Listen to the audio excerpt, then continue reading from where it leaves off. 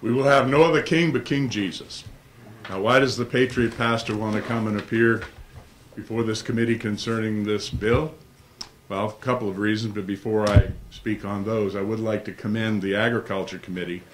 I saw something happen. I've been coming up here for 20 years, regularly for hearings, whatever. I saw something happen in government, and I commend you, Representative Hunt, for, as chairman of the committee, letting us know in advance that you have considered this and your positive feedback on it, and that you're going to vote it through.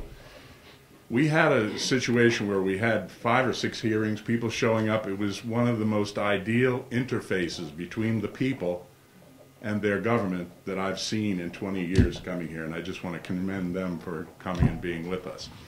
Now, part of the reason that I got involved was, first of all, a number of years ago, and I have been myself a consumer of raw dairy products from my boy times in Northampton, New Hampshire, where it was actually delivered to the door by Runnymede Farm. But I had a number of people coming to me saying that they were having a problem getting these products that they believed of for their health. So I started to study the issue from a biblical perspective and found scriptures that talked about how important it was health-wise to get as close to the way God made things as possible. And naturally, the constitutionalist that I am, I went to the U.S. Constitution.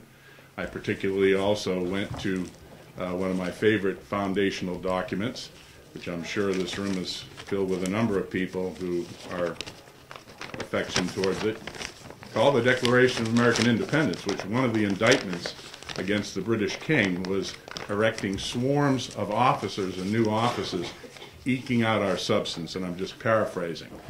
Then I went to our New Hampshire Constitution and looked at the issue from a standpoint of saying, don't we have a right of conscience? And for people like myself, it is a right of conscience. I had good experiences eating cookies that Grandma made. Now, do I trust Grandma in the kitchen more than I do Keebler Corporation? I absolutely do.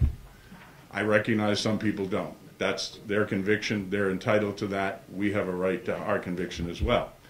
Plus, I also started to think of this because of all the people coming to me that I was interfacing with the consumers that wanted it and the farmers that wanted to provide it. And they're asking me, well, you know a lot about what goes on up there. Can you do something for us?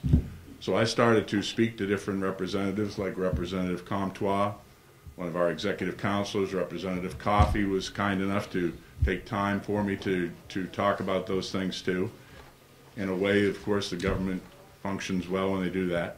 So I realized it was a consumer choice, and I suppose that, as a Commerce Committee, is provocative to you. But I also started to see it as a national security issue and a security issue for the state of New Hampshire, that we don't have enough small farms being able to deliver food to people close by, to their neighbors. And so it was a matter of, in a sense, of saying loyally local. And I don't think any of us have a problem with being loyally local to New Hampshire, to our neighborhoods and our towns. So those were the things that brought me into it. And by the way, whenever there was a shortage of raw milk, that's why they invented Guinness Stout. And by the way, I'm not just the president of the Hair Club. I'm a client also.